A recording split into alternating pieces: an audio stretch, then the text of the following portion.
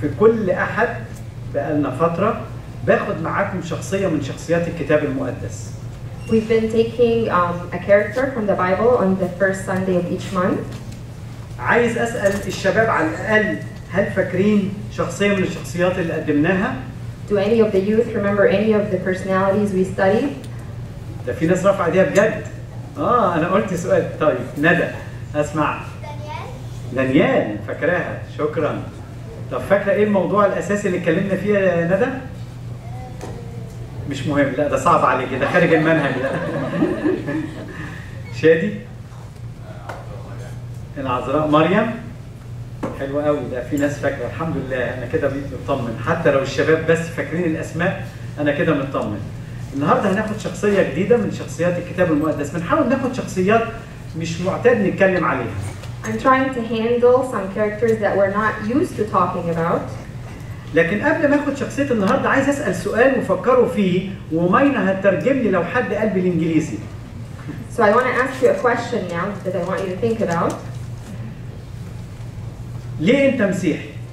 Why are you a Christian? ليه؟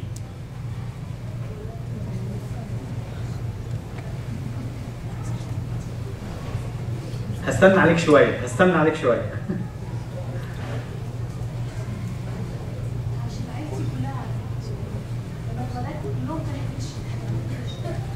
Because I was born in a Christian family.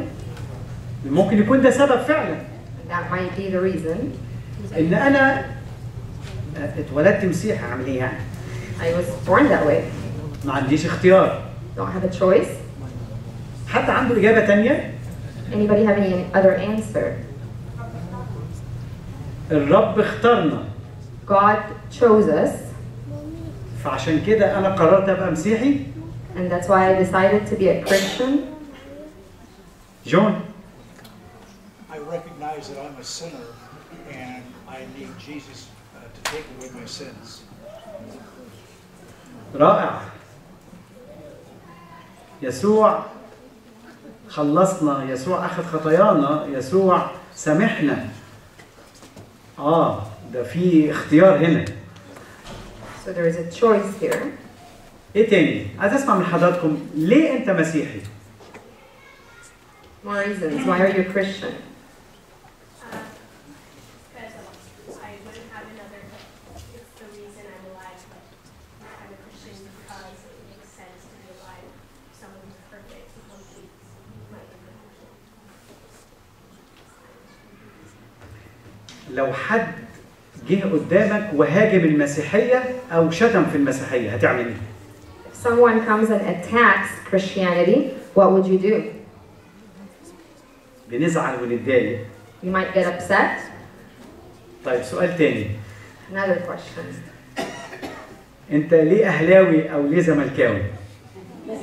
So why are you a Lakers fan?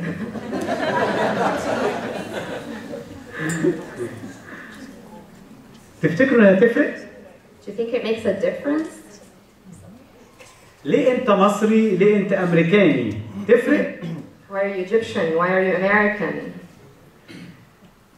ليه أنت بتنتمي للكنيسة الإنجيلية المشيخية؟ Why do you belong to the Presbyterian Church? ولو حد قال أي كلام على الكنيسة أنزعج وأتضايق. You might be offended if anybody attacks the Presbyterian Church. فاهمين أنا عايز أتكلم عن إيه ولا لسه؟ بانت شوية؟ خلينا بقى نفتح شخصية تانية خالص بقى ملهاش علاقة باللي أنا قلته. Let's move on to a personality, a new personality today. خلينا نتكلم عن شخصية راعوث. We'll talk about Ruth. خلينا نفتح مع بعض في سفر راعوث أصحاح 1. هقرأ مع حضراتكم إصحاح 1. We'll read from Ruth 1. We'll read the whole chapter. ونفسي نتابع كلنا، اللي معاه كتاب إنجليزي يتابع، واللي معاه كتاب عربي يتابع. Please try to follow as we're reading. حدث في أيام حكم القضاء أنه صار جوع في الأرض، فذهب رجل من بيت لحم يهوذا ليتغرب في بلاد مؤاب هو وامرأته وابناه. واسم الرجل أليمالك، واسم امرأته نعمي، واسم ابنيه محلول وكليون، إفراطيون من بيت لحم يهوذا. فأتوا إلى بلاد مؤاب وكانوا هناك. ومات أليمالك رجل نعمي، وبقيت هي وابناها، فأخذ لهما امرأتين مؤابيتين، اسم أحدهما عرفة واسم الأخرى راعوث، وأقام هناك نحو 10 سنين. ثم مات كلاهما محلون وكليون، فتركت المرأة من ابنيها ومن رجلها. فقامت هي وكنتاها ورجعت من بلاد مؤاب، لأنها سمعت في بلاد مؤاب أن الرب قد افتقد شعبه ليعطيهم خبزا. وخرجت من المكان الذي كانت فيه وكنتاها معها، وسرنا في الطريق للرجوع إلى أرض يهوذا. فقالت نعمي لكنتيها: اذهبا ارجعا كل واحدة إلى بيت أمها، وليصنع الرب معكما إحسانا كما صنعتما بالموتى وبي، وليعطكما الرب أن تجد راحة كل واحدة في بيت رجلها. فقبلتهما ورفعنا أصواتهن وبكينا. فقالتا لها: إننا نرجع معك إلى شعبك. فقالت نعمة: ارجعا يا بنتي، لماذا تذهبان معي؟ هل في أحشاء بنون بعد حتى يكونوا لكما رجالا؟ ارجعا يا بنتي واذهبا، لأني قد شخت عن أن أكون لرجل، وإن قلت لي رجاء أيضا بإني أصير هذه الليلة رجل وألد بنين أيضا، هل تصبران لهما حتى يكبروا؟ هل تنحجزان من أجلهما عن أن تكون لرجل؟ لا يا بنتي، فإني مغمومة جدا من أجلكما، لأن يد الرب قد خرجت علي. ثم رفعنا أصواتهن وبكينا أيضا. يعني عملية دراما شوية. فقبلت عرفة حمتها، وأما راعوث فلصقت بها. فقالت هنا اللي قالت مش نعمي، اللي قالت راعوث. سوري، اللي قالت هنا نعمي مش راعوث، اللي قالت نعمي. فقالت: هوذا قد رجعت سلفتك إلى شعبها وإلهتها، ارجعي أنت وراء سلفتك. فقالت راعوث: لا تلح علي أن أتركك وأرجع عنك، لأنه حيثما ذهبت أذهب، وحيثما بت أبيت. شعبك شعبي وإلهك إلهي، حيثما مت أموت وهناك أندفن. هكذا يفعل الرب بي وهكذا يزيد، إنما الموت يفصل بيني وبينك. فلما رأت أنها مشددة على الذهاب معها، كفت عن الكلام إليها. فذهبتا كلتهما حتى دخلتا بيت لحم. وكان عند دخولهما بيت لحم إن المدينة كلها تحرقت بسببهما، وقالوا: أهذه نعمي؟ فقالت لهم: لا تدعوني نعمة، بل ادعوني مرة، لأن القدير قد أمرني جدا. إني ذهبت ممتلئة وأرجعني الرب فارغة. لماذا تدعوني نعمة؟ والرب قد أذلني والقدير قد كسرني. فرجعت نعمة وراعوث المؤابية كنتها معها إلى التي رجعت من بلاد مؤاب، ودخلتا بيت لحم في ابتداء حصاد الشعير. ممكن نقرأ الجزء ده بالإنجليزي. خلينا نسمعه تاني معلش. اللي يتابع برضه بصوا بالعربي وانتوا بتسمعوا بالإنجليزي، واللي بيتابع بالإنجليزي يتابع مع مني. Ruth in chapter 1.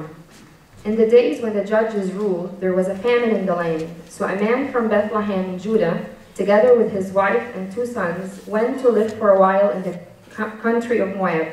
The man's name was Elimelech, his wife's name was Naomi, and the names of his 2 sons were Mahlon and Chilion.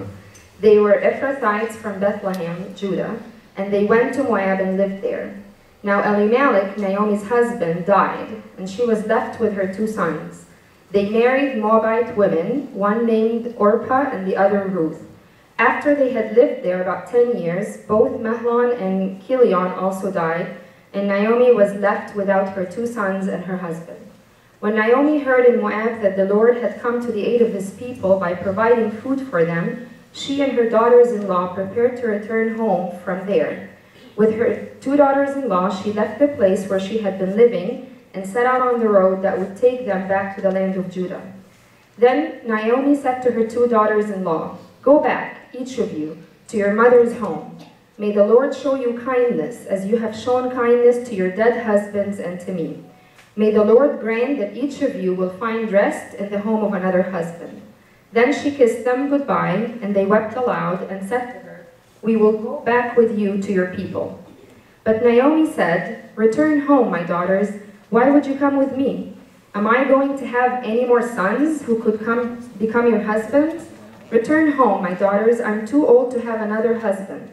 Even if I thought that there was still hope for me, even if I had a husband tonight and then gave birth to sons, would you wait until they grew up? Would you remain unmarried for them? No, my daughters, it is more bitter for me than for you, because the Lord's hand has turned against me. At this, they wept aloud again. Then Orpah kissed her mother-in-law goodbye, but Ruth clung to her. Look, said Naomi, your sister-in-law is going back to her people and her gods. Go back with her. But Ruth replied, don't urge me to leave you or to turn back from you. Where you go, I will go. Where you stay, I will stay. Your people will be my people, and your God, my God. Where you die, I will die, and there I will be buried. May the Lord deal with me, be it ever so severely, if even death separates you and me. When Naomi realized that Ruth was determined to go with her, she stopped urging her. So the two women went on until they came to Bethlehem. When they arrived in Bethlehem, the whole town was stirred because of them, and the women exclaimed, can this be Naomi? Don't call me Naomi, she told them. Call me Mara, because the Almighty has made my life very bitter. I went away full, but the Lord has brought me back empty. Why call me Naomi? The Lord has afflicted me. The Almighty has brought misfortune upon me. So Naomi returned from Moab, accompanied by Ruth the Moabite, her daughter-in-law, arriving in Bethlehem as the barley harvest was beginning. أنا النهارده عايز أتكلم عن راعوث، مش عايز أتكلم عن سفر راعوث. I want to talk about Ruth, not about the book of Ruth. لأن لو اتكلمت عن سفر راعوث الأمر يختلف، يعني مثلا هقول لكم ملحوظة سريعة. I will tell you a small note about the book of Ruth. تخيلوا معايا وهو بيبدأ سفر راعوث من عدد 1 لعدد 5 هو اتكلم عن فترة تصل تقريبا 15 سنة.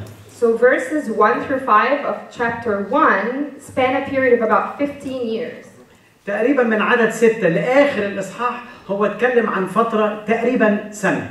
And from verse 6 to the rest of the chapter, it's about a year. No chapter, sorry, book. The whole book. يعني هو قاصد الكاتب يكتب حاجات محددة عايزنا نشوفها. So he has a certain point in mind that he wants us to be able to see. اللي يقرأ الإصحاح الأول من راعوث يفتكر إنه الكلام كله عن نعمي.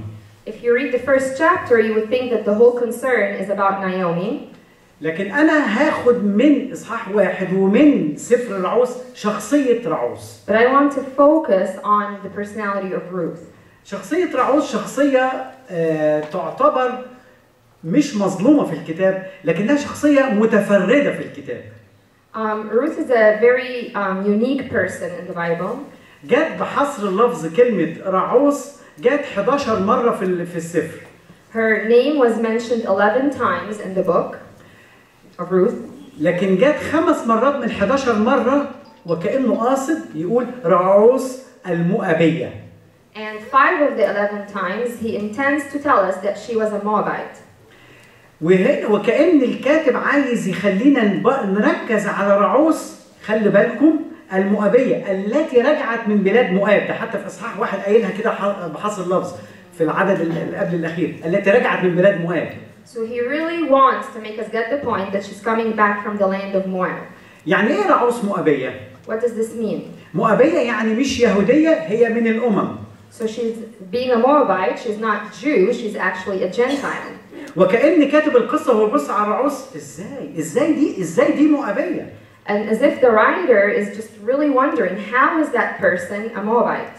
هو مفروض إنه يتكلم عن واحدة يهودية. He's supposed to talk about a Jewish person. لكن هو قاصد يخلي بالنا من أول حاجات عايز أقولها لكم النهاردة، خلي بالك اللي بتقرأ قصة راعوث هي مؤابية، هي أممية. But he really is focusing on that point. He really wants us to get that point that she's a Moabite, she's a Gentile. واضح إن راعوث ما قعدتش كتير مع جوزها، قضت عليه بسرعة يعني. It seems like Ruth did not have a very long time with her husband. She took care of him pretty quickly. والأخت الثانية برضو قضت على أخوه، يعني مش عارف إيه حكاية الستات يعني مش عارف. لا تنجمي. خليهم يعرفوا. And her sister-in-law also kind of took care of her husband. لا ده أنا كنت لسه هقول إن نعمة قضت على جوزها برضو يعني. والكتاب يقول لنا مات أليمالك ومات محلون وكليون وفضلوا 3 ستات مع بعض. So all the men died and 3 women remained together. عارفين انتوا مات المخرج ومات المشاهدين ومات الابطال، بالظبط القصه دي كده، مات كل الناس. لكن هو عايز مش هدفه انه يقعد يقول لنا تفاصيل، يعني ما قالناش ال10 سنين اللي قضوهم هناك دولت وازاي اتعرفوا عليهم وقعدوا قد ايه متجوزين راعوث والثانيه سلفتها، قعدوا قد ايه متجوزين، ما قالناش، مش فارق كتير معانا. Seems like he didn't really care to give us many details when they were married, how long they stayed together. لكن انا عايز اعمل مقارنه ما بين راعوث وسلفتها. But I want to compare between Ruth and her sister-in-law.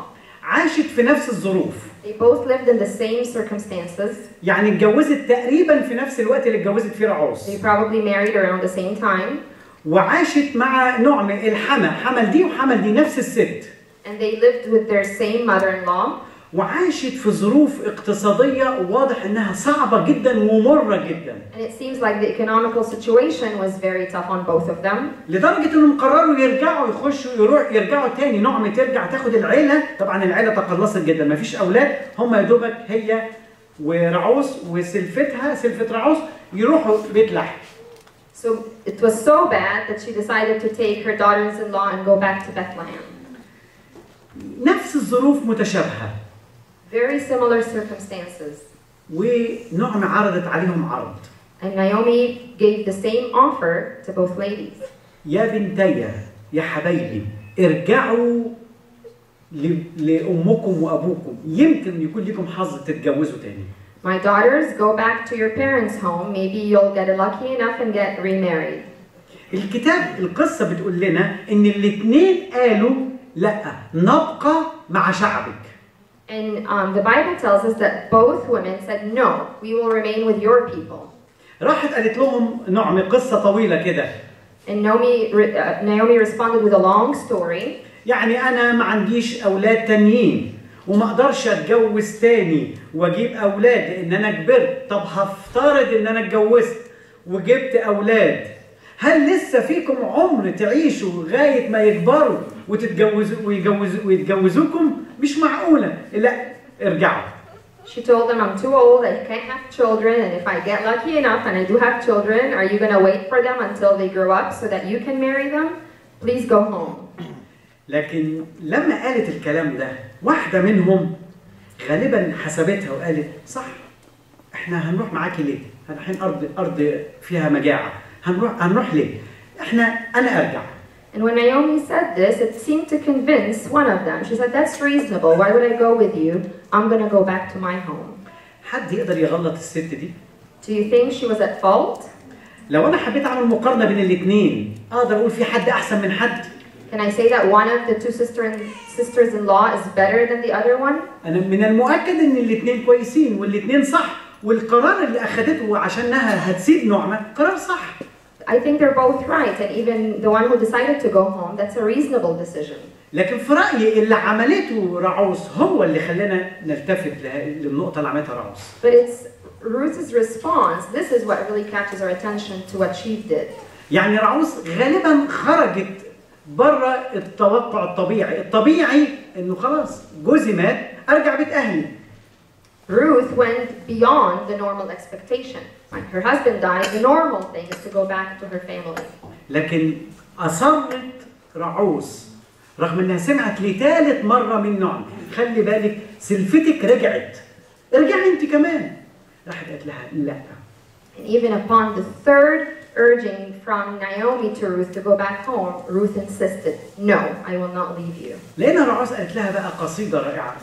لا، المكان اللي أنت هتكوني فيه أنا هكون فيه. شعبك هيبقى شعبي. إلهك هيبقى إلهي. اللي هيفصل بيني وبينك هو الموت. والرب يشهد على اللي أنا بقوله. Ruth responded with her beautiful words of saying, your people will be my people, your land will be my land, your God will be my God, and nothing will separate us until death, and God is my witness to these words. أنا بقول بقى أي انتماء، أي التصاق، إيه الانتماء اللي ما نقدرش نعرفه في شخصية راعوث؟ شخصية رائعة، إنها انتمت لعيلة ألي مالك الذي مات وعيلة جوزها الذي مات، وإحنا ما نعرفش أي حاجة عن تاريخهم. How faithful is Ruth in her belonging to her husband's family? We don't know much about her history, but her position right now tells us something about the way she's intimate and she belongs to this people. ساعات كتير قوي نطلع كده طالع بالطبيعة أنا أهلاوي، أنا مش عارف ليه أنا أهلاوي، يعني ما عنديش أسباب. Sometimes you support a certain team and it's just so natural to you. You don't have very good reasons why that's your team. طالع كده مسيحي، يمكن ما عنديش إجابة ليه أنا ما عنديش إجابة محددة ليه أنا مسيحي. I am just naturally a Christian and I may not have a very good answer why I am a Christian.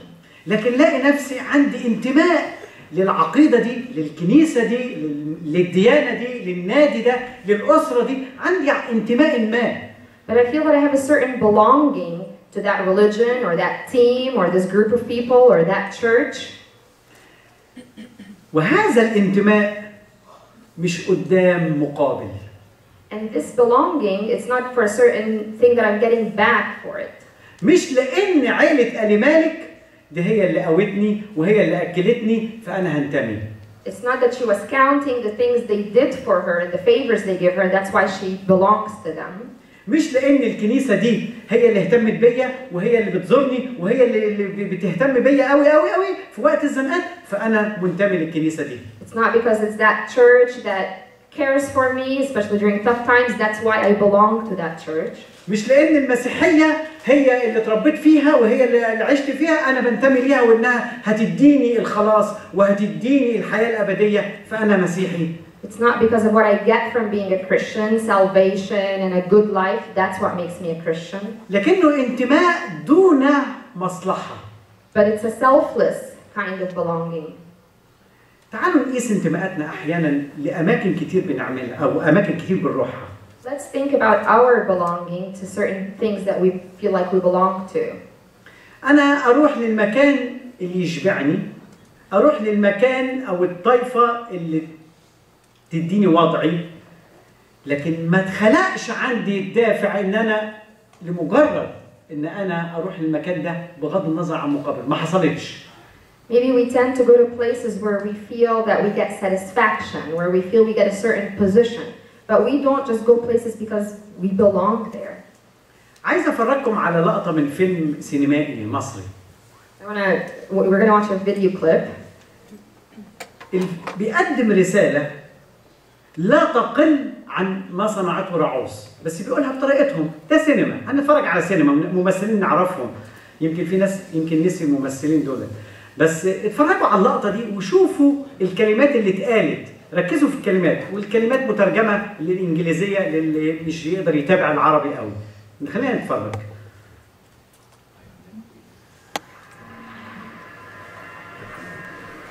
هنا غرب سهيل، المكان ده بقاله فوق ال100 سنة، أنا اتولدت هنا وأولادي كمان اتولدوا هنا. فعلا المكان ده جميل قوي. ومن حسن حظكم النهارده جاي يزورنا واحد من أحبابنا بيحبنا وبنحبه. مين عم فاروق؟ مين؟ إيدك إيدك. أهو وصل.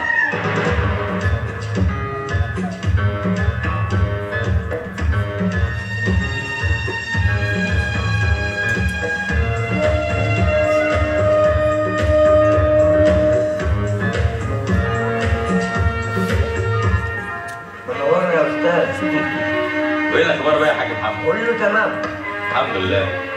وحضراتكم جايين زياره ولا شغل؟ دول ضيوف اخويا فاروق. اهلا وسهلا. انا مش مصدق ان انا قاعد جنب حضرتك كده يا استاذ حسين.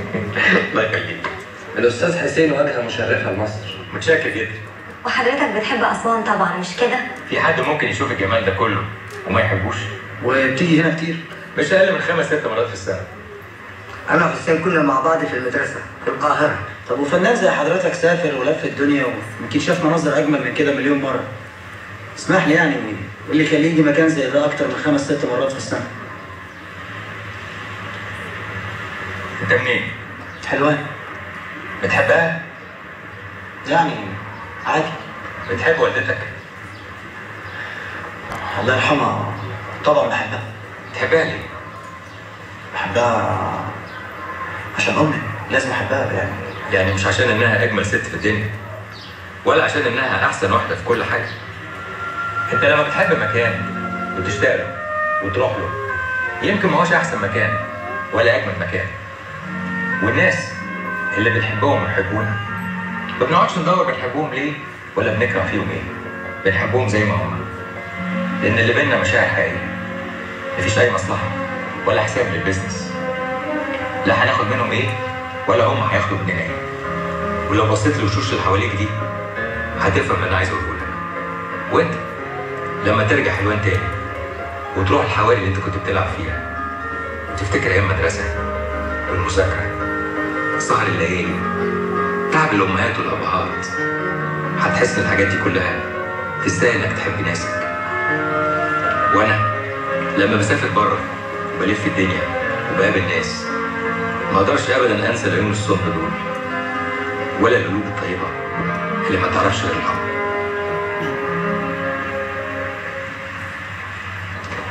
عرفت بقى انا باجي هنا ليه؟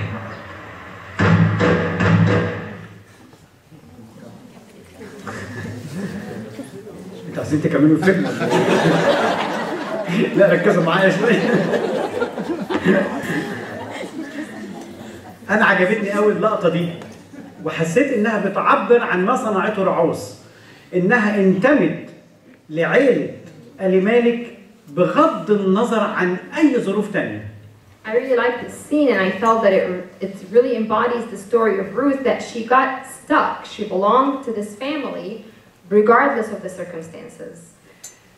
الانتماء هو حالة وجدانية من الارتباط بشيء، بشخص، بمكان، بعقيدة دون انتظار الحصول على شيء. This is having feelings towards a certain place and belonging to that place regardless of your interest, regardless of what you're getting out of being in that place. أصلي من كل قلبي إن انتماءاتنا تتخلق بالاتجاه ده، ناحية شخص، ناحية كنيسة، ناحية مكان، ناحية، مش إن إحنا نشوف مصلحتنا فين فننتمي لمصلحتنا. I pray with all my heart that we develop this kind of attitude towards anything that we're associated with and we feel like we belong there, that it's just a pure kind of belonging, not because of what we're getting from that place or that relationship. حتى لو أنا بتكلم على الله. And in fact, even as I talk about my relationship with God, إحنا حطينا الله في نفس الميزان. We've put him on the same balance. حطينا الله يا إما تديني أعيش لك وأخدمك وأعمل لك اللي أنت عايزه، بس أحصل على اللي أنا عايزه. If you give me what I want, then I'm going to serve you with all I've got. انتمائنا لله يجب أن يكون دون الحصول على شيء منه. Our belonging to God has to be there regardless of what we're getting from him. تبعية المسيح وتبعية قوانين الله وملكوت الله لشخصه بغض النظر عن أنا هكسب من وراها قد إيه. Following Christ and his kingdom and his laws should be happening because of his personality, regardless of what I'm getting because of that. لكن لو بس الارتباط أو الانتماء للمكان أو للشخص بس مبني على العاطفة ينقلب لتعصب. But if my belonging to a certain place or person is solely based on my emotions, then it's going to become prejudice. لو أعرف كنت قلت يا أيمن أنا مش معاك يا أيمن.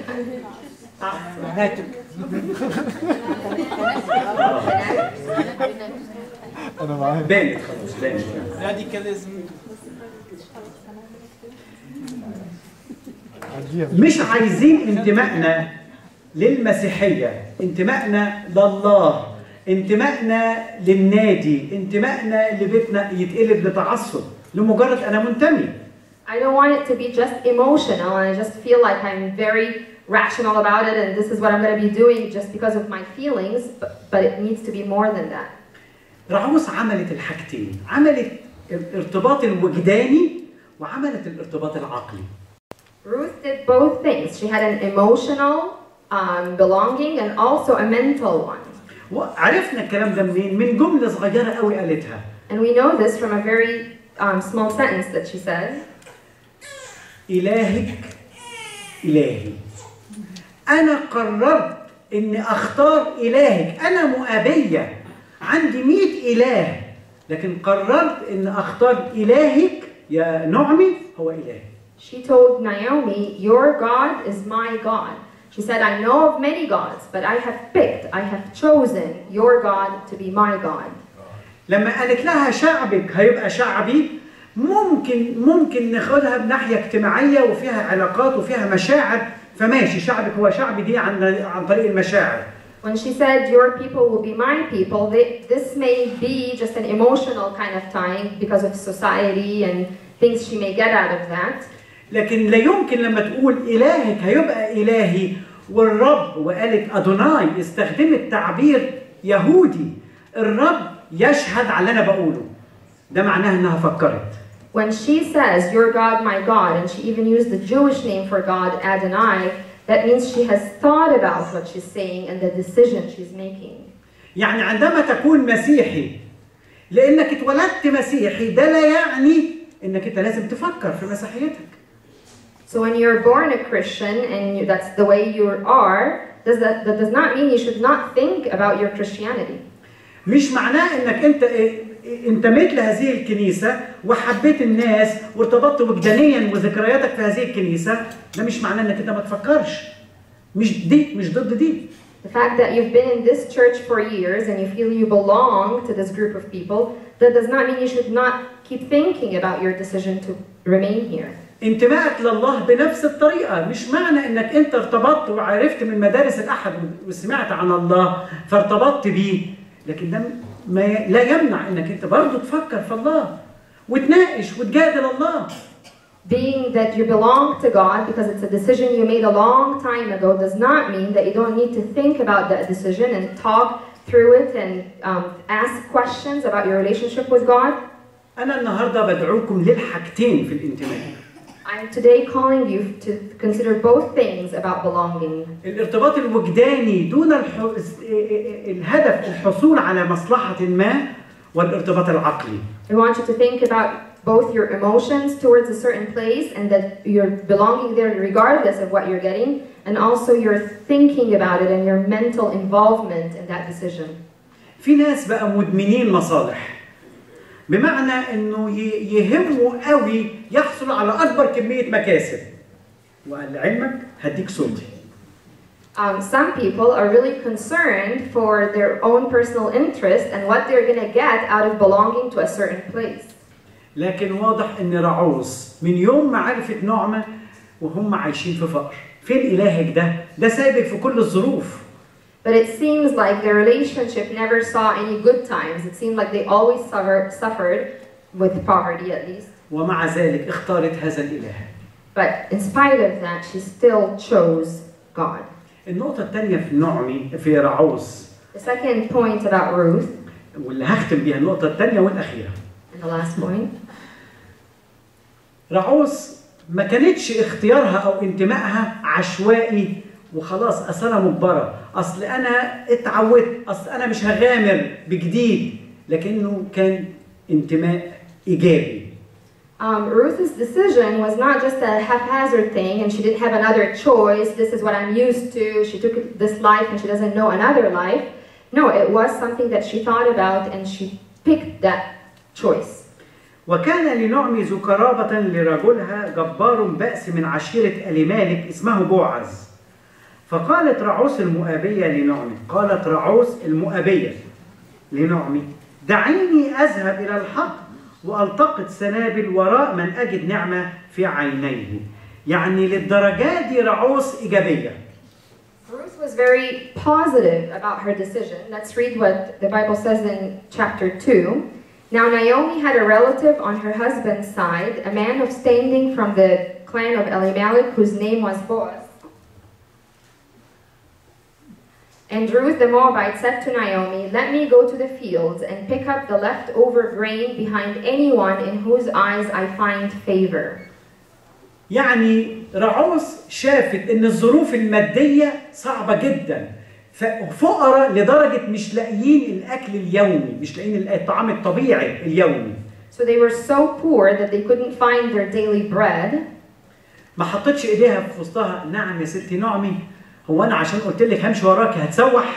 And she didn't complain and she didn't tell Naomi, oh, now that I'm following you, I'm not even eating.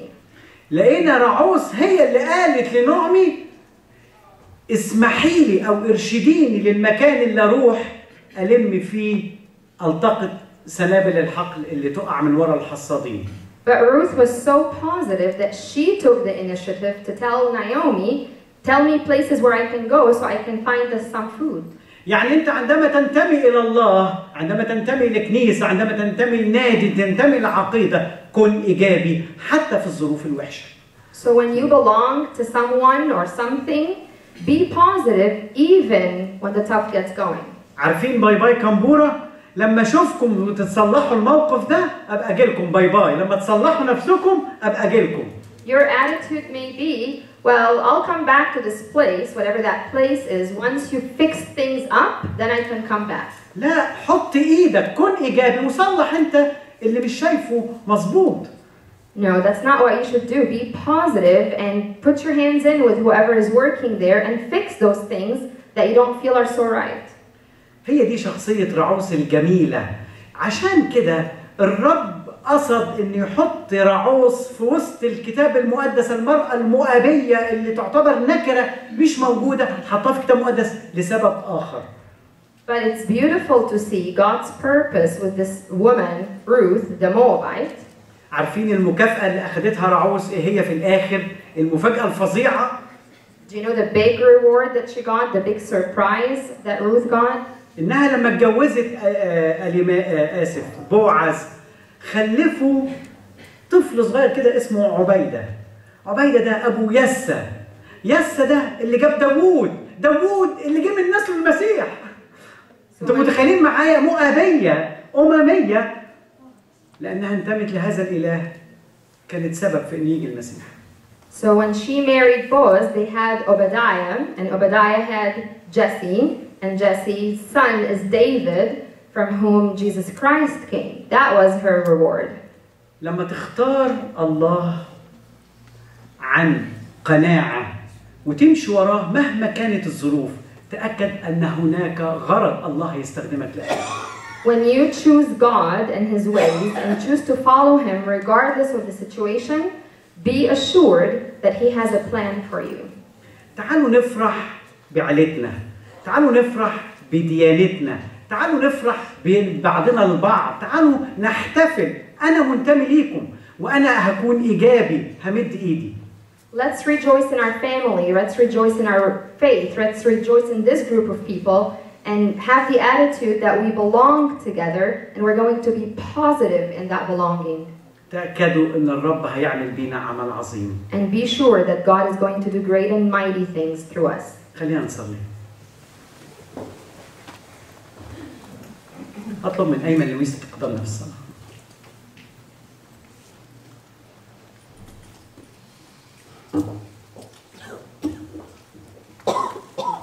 Father, what a privilege that we belong to you.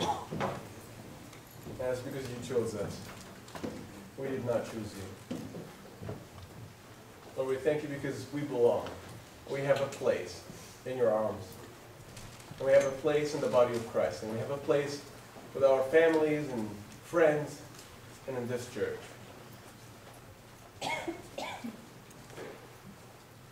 Father, may this faithful belonging be ours that Meher spoke about.